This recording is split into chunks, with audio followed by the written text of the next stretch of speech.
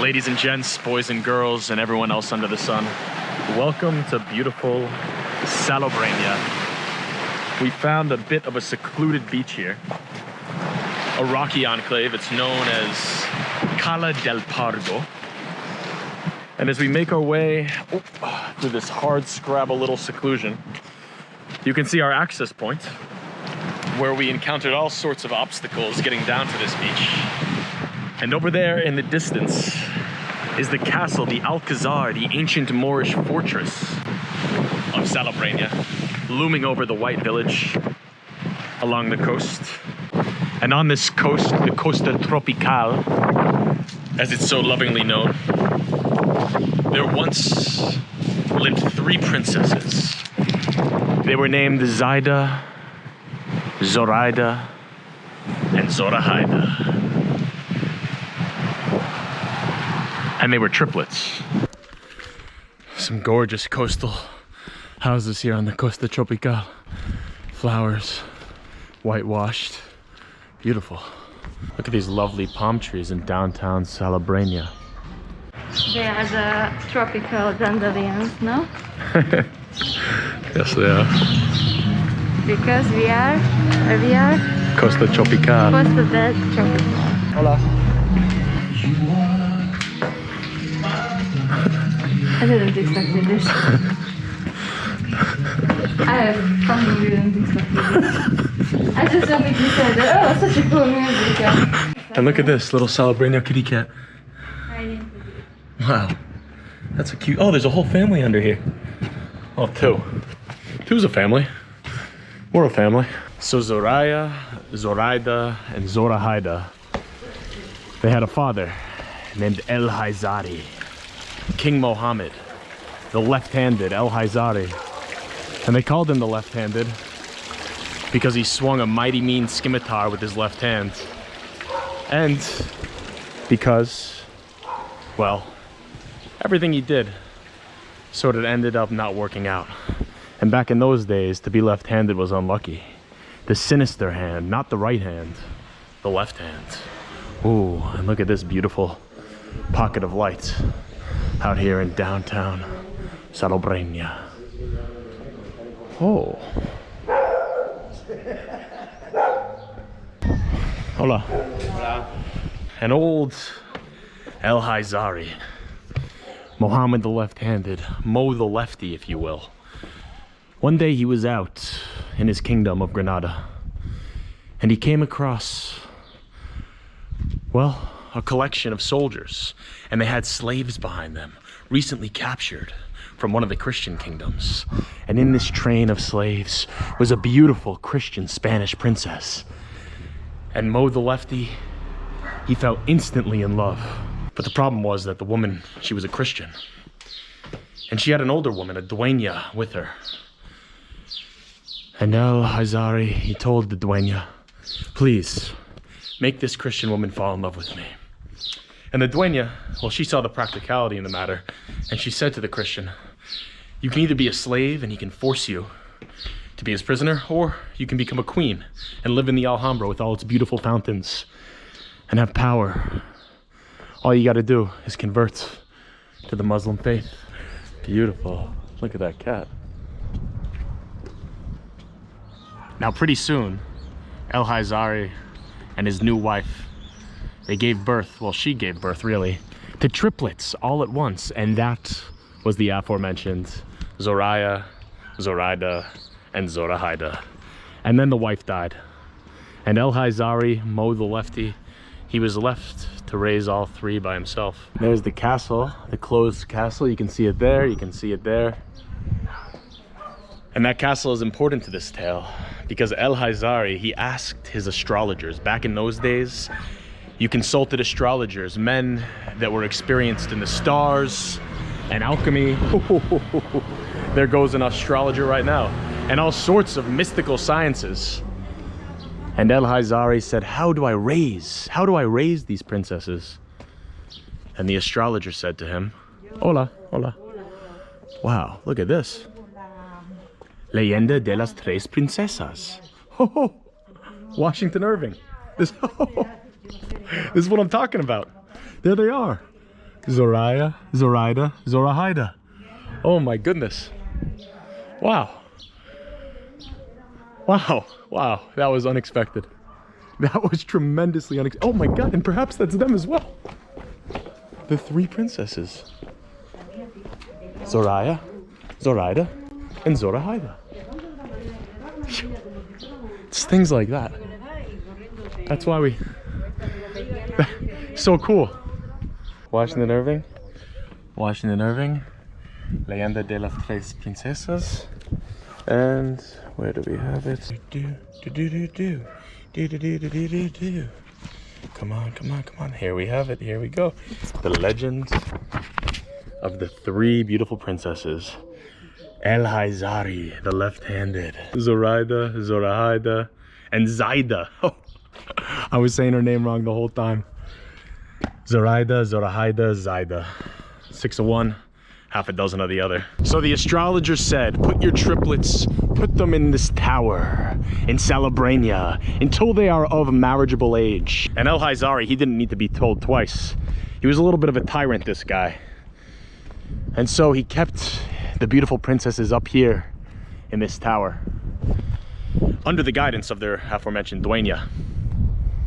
And here they stayed in all of their juvenile innocence, enjoying the luxuriant views of the Mediterranean and pretty much enjoying seclusion.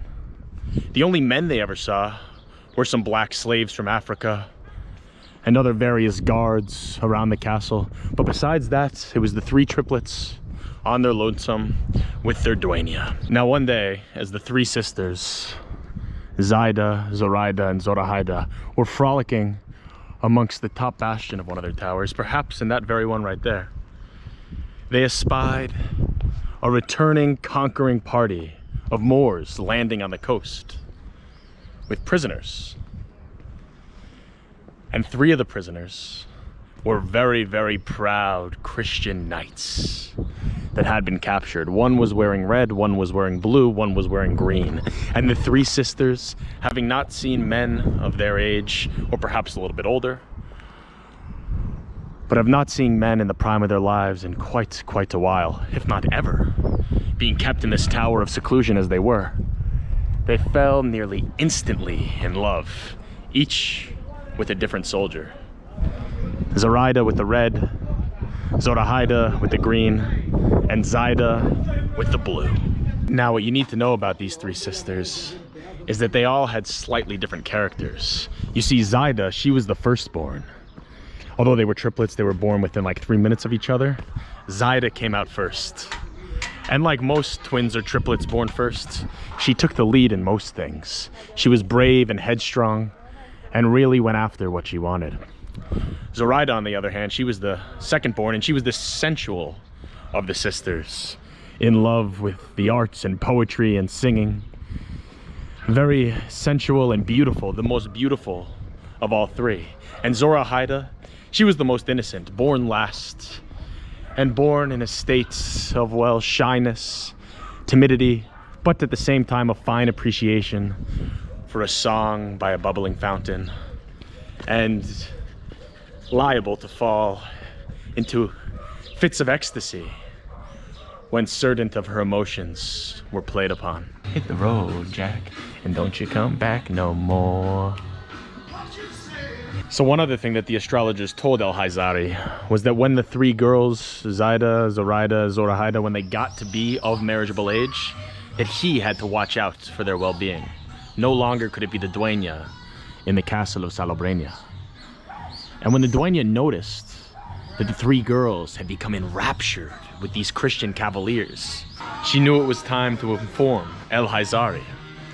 And so she sent him a courier with a basket, and inside the basket was a velvet cushion. And on top of the velvet cushion was a plum, a peach, and a nectarine, just coming into their moist and dewy ripeness.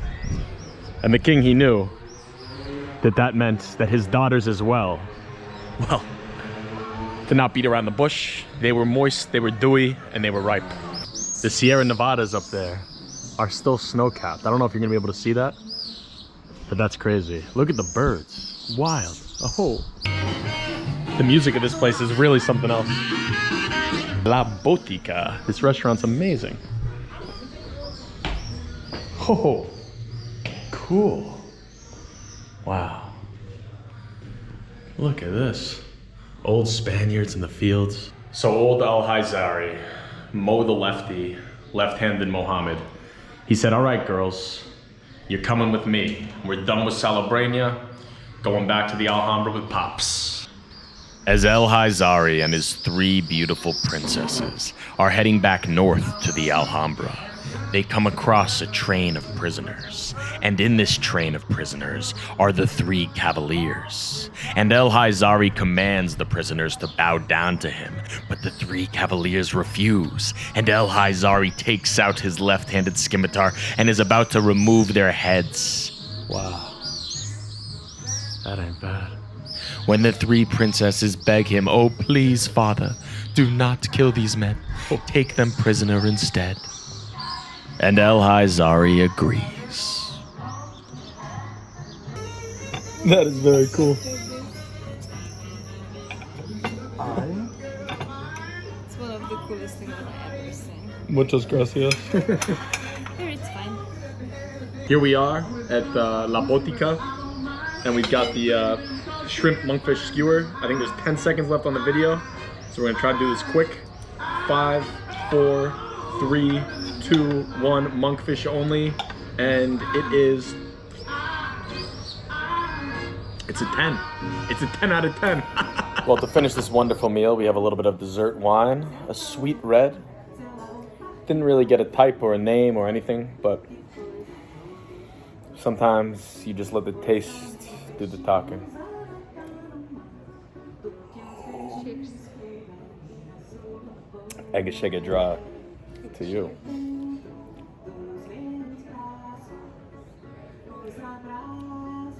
Pretty good.